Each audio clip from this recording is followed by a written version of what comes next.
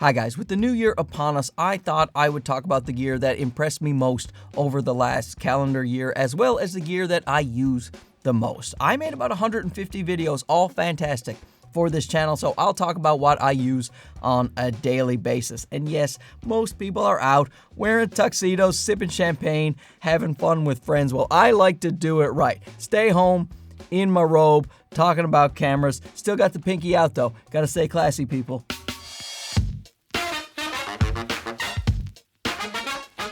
So first, let's talk about these two beauties right here. These are two APS-C cameras that were released in 2024 for very different people. This is the Fuji X100VI, a very hyped camera. It was polarizing to some people, but you can't deny that it had a good effect on the camera industry. It created a lot of buzz, and people using phones started to think, maybe I shouldn't use phones. Maybe I should use this fantastic looking camera. Now, unfortunately, there is quite a backlog of this guy right here. The wait list, I think, is about a year at this point. I was one of the lucky people, Camera Canada, here in Canada. They were kind enough to reserve one for me. I pre-ordered it right away, and I got my hands on one, but not everybody gets to do that. I really do like this camera. It is a good video camera, but it's a great photo camera for travel. You don't want to worry about anything. No interchangeable lenses. You don't have to worry about which lens you're going to bring to which situation. Here's a nice pocketable camera that makes you feel like you're really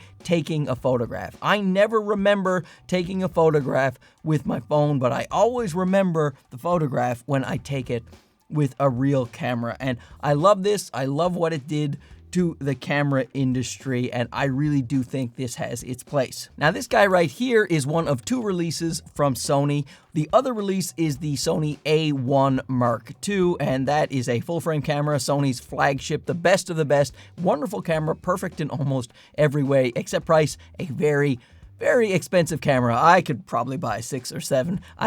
But I don't want to, you know, because I got an A7R5. I don't need that camera, although I really feel like I need that camera. Anyway, fantastic. But this one right here is the ZV-E10 Mark II. This is an APS-C camera, and it is an excellent value. It is much, much cheaper than the Sony A1 Mark II. In fact, this is the cheapest way to get 10-bit 422 on a Sony larger sensor camera. 10-bit 422, grade your S-Log3 footage. You can also do 4K streaming 30 frames per second from this guy right from the USB-C port, and I do love to do that. You can do 4K 60 at a little bit of a crop, no 4K 120, and this does not have a mechanical shutter. So I think it is a much better video camera, very suited for video, something like this. In fact, what you're looking at right now is the FX30. I'll talk about that in a second, but this has the exact same sensor as the FX30 as well as the A6700. So you know you're getting excellent image quality out of this guy. So compact, small, and light, and even though it doesn't have an IBIS system, the electronic stabilization, it does work quite well in this camera. Plus, it records gyro data, so you can get that gimbal-like footage without a gimbal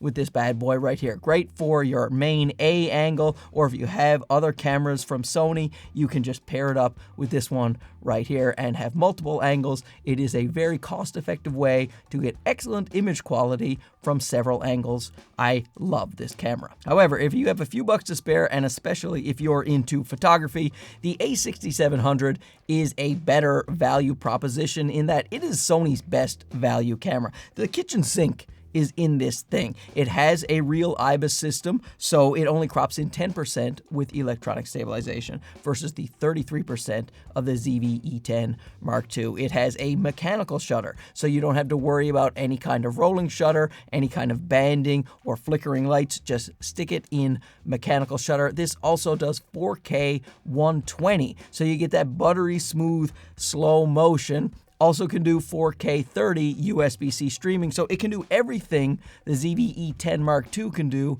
and much more. It does cost a little bit more. However, this is Sony's best value camera and probably the camera that I use the most in the past calendar year. Although you could make an argument for what you're looking at right now, the FX30. This is my workhorse of a camera. It sits here on the tripod connected to a monitor. I never move it, and it just works and works no matter what the conditions, no matter how long I shoot. Sometimes friends come over, they want to shoot a podcast 2, 3, 4 hours, doesn't matter. Stick up that FX30, it is good to go. And I'm using this. It's a dummy battery from Neewer. Since the camera stays where it is, I just plug this in to the wall and I never have to worry about the battery. Fantastic. Oh, and I'll link all the products below in the description and the pinned comments so you don't have to go hunting around for them. Plus, I get all that sweet 2025 affiliate income, and now without Honey involved, I might actually make some money. Now, a lens that was released in 2024 was the Sony 16-25 f2.8. This is a full frame lens and a lens that I use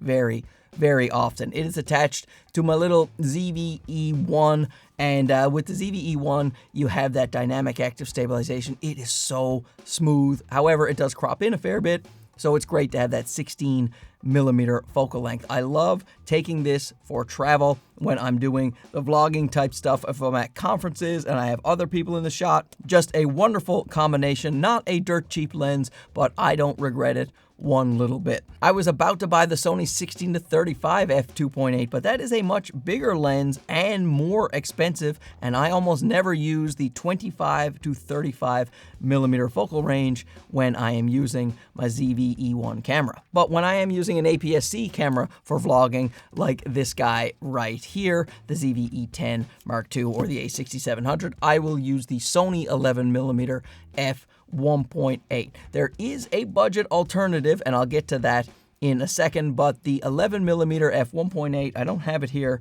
on the desk right now, but that is my most used APS-C vlogging wide-angle lens. You know what? Let's talk about those budget alternatives right now, because I think 2024 was a major turning point when it came to autofocus lenses that were in the budget category. Once upon a time, an inexpensive autofocus lens was not very good. That is not the case anymore. Some of these lenses are absolutely fantastic. This Viltrox 56mm f1.7 APS-C lens gives you that portrait look, that head and shoulder shot with the blurry background. Fantastic lens. It is under $200. They have other lenses that look exactly like this. They're over there somewhere. And the 20mm f2.8, that's a full frame lens. A 40mm f2.5, a full frame lens. Both of those are also under $200. And they just introduced a 35mm f1.7, once again under $200, and that one is for APS-C. So 2 APS-C and 2 full frame. Crazy values. Speaking of crazy value in the full frame world, this one right here is a 75mm f2 from TT Artisan, and this thing is under $200 and absolutely wonderful. I took this to New York City, so when Sony flew me out to check out the A1 Mark II that I can't afford until I skim a little off the top of my wife's bank account, you do it slowly so she won't notice. It will add up, but I really like the images I got in New York City with this lens right here. Fantastic value. Once again, a portrait lens, head and shoulder shots, traditionally speaking, for a 75mm. And here's another 2 companies on the rise. This is Meike and this is Yongnuo. This 33 1.4 is such a fantastic value. Once again, under $200, and you get an f1.4. The lens is pretty much better than the Sigma 30mm f1.4 in every way. It even has a clicky aperture ring. This thing, APS-C lens, absolutely fantastic. You could do talking headshots if you want, if you have a bit of room. Great for street photography, great for general purpose videography, travel photography, and videography. Wonderful lens from Meike right here. And this one here is the Yongnuo 11mm. Now, this is the alternative that I was talking about to the Sony 11mm. This is pretty much as good as that Sony in every way. However, when it comes to stabilization, the Sony will work better with the Sony bodies. The way that they do the electronic stabilization, they talk to the first-party lenses a little bit better. So other than that slight improvement in stabilization, no reason not to have this Yongnuo 11mm. It's about half the price. So if you're on a budget and you need a wide angle APS-C lens for Sony, this one is really great. And Yongnuo also has a budget alternative to what you're looking at. So what you're looking at is the Sony 15mm f1.4. And a couple of years ago, they introduced this 16mm f1.8. So 1.8 instead of 1.4, but I'm actually shooting at f2 right now, so really that wouldn't make any difference to me. This is a great lens, a nice budget alternative to that fantastic lens that you're looking at on the FX30. Now, I really love what all these companies are doing. Yongnuo, Meike, and TT Artisan, but Viltrox, this is on another level. This is not just the budget category where they are killing it. They do have a fantastic budget category, but they also have a pro line in the APS-C world, so a 75mm and a 27mm f1.2 for APS-C. Fantastic. And check out this big boy over here. This is a 135 full frame f1.8. This is their lab series. This is the first of that lab series, and this is G-Master quality type of a lens right here, but for not G-Master prices. I was blown away with this 135. What an amazing lens. I'm very excited about Viltrox and all of the things they're doing, especially at the prices they are doing them at. Now, of course, with all these lenses, when it comes to video, I usually have a variable ND with me. This is just the one I use. K&F Concept, the Nano series, is quite good. It doesn't have a lot of color cast and just pretty cheap, easy to use. So when I'm running and gunning, as the kids like to say, I use this K&F Nano. I'll link that below. With lavalier microphones, DJI just released the impressive Mic Mini. Look at how small that is right there. It is a great little mic. It sounds great. I like to just reverse it under my shirt so I don't have to use the wind muff. However, if you do use the wind muffs, you can put them on right here and it still fits into the case. That is so great, along with the 3.5mm cable. You see that? That is right there. Such a great idea by DJI so that you could just take it all right here. Good to go. But this is a new release, and as much as I like it, I have to say the Hollyland Lark M2 is the microphone that I relied on all 2024. Look at this tiny little microphone right here. It's actually got a thinner profile than the DJI, so if you're hiding it under your shirt, it is a little bit thinner. It has kind of a crappy wind muff that doesn't fit in here, and the 3.5mm cable doesn't fit in here, so you do have to take this little bag, but that to me isn't really a big deal, and I love the sound quality coming out of this guy, so I don't think you can go wrong with either of these two mics. If you are a solo content creator and you're just by yourself, these things are more than enough. I really like both. However, I will say when it counts, if I'm interviewing somebody or I'm somewhere where I know I can't lose that audio, I do take the DJI Mic 2 because I can record internally to the transmitters. And that internal recording is 32-bit float. And that has saved me on at least 2 occasions where I screwed up. I didn't quite plug in my 3.5mm jack just hard enough, I guess. I didn't want to break it with my burly fingers, so I was being too gentle, and it wasn't fully plugged in, so the audio was crap. However, because I had that backup 32-bit float internal recording, I got the job done. With my professional studio audio, I'm actually running a Rode NTG3, that is a pretty expensive boom mic, into this F3 recorder from Zoom. This is a 32-bit float recorder, so I don't have to set the levels. I can shout, I can whisper, I can fix it then in post. Just change the levels to whatever I want. I really do like this combination. But if you're someone who doesn't want to sync in post later like I have to, I would recommend the Comica VM40. That has internal 32-bit float recording as a backup, which is great. And also you can just connect it right to your camera wirelessly, in fact, with a little receiver, and then you will still get quite good audio. Not quite as good as this, but it would still be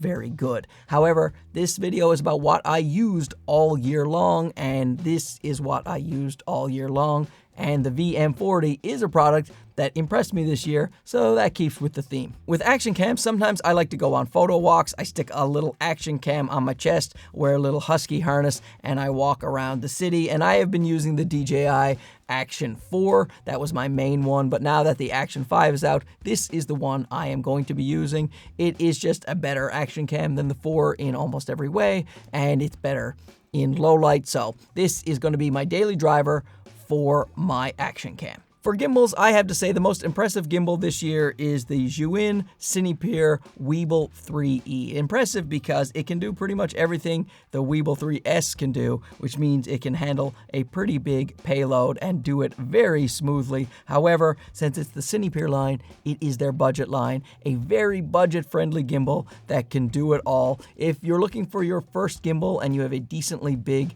setup, I would recommend this guy right here. And even if you're not new to gimbals, this is just a great value gimbal. For tripods, I have a lot of tripods, but there are two I use more than any. This one right here is the F38 quick release tripod from Ulanzi. So small and like compact. So if ever I'm traveling anywhere, I'm going somewhere quick, I just grab this thing. You can stick it anywhere, the side of a backpack. Fantastic. So great to have. Hardly adds any weight to your kit. It's got that quick release system that I love it. I have it on the bottom of all of my gear right there, these little plates. You also can get backpack clips and little handheld tripods, always using that F38 quick release system. But I will say the tripod that I absolutely reach the most for is this Falcam Tree Root tripod. It is so sturdy and easy to use. It does pack up quite small as well. It is a bit bigger and heavier than the F38 travel tripod, but it takes the F38 plates, the quick release right there, but it takes more than just the F38 plates. It takes any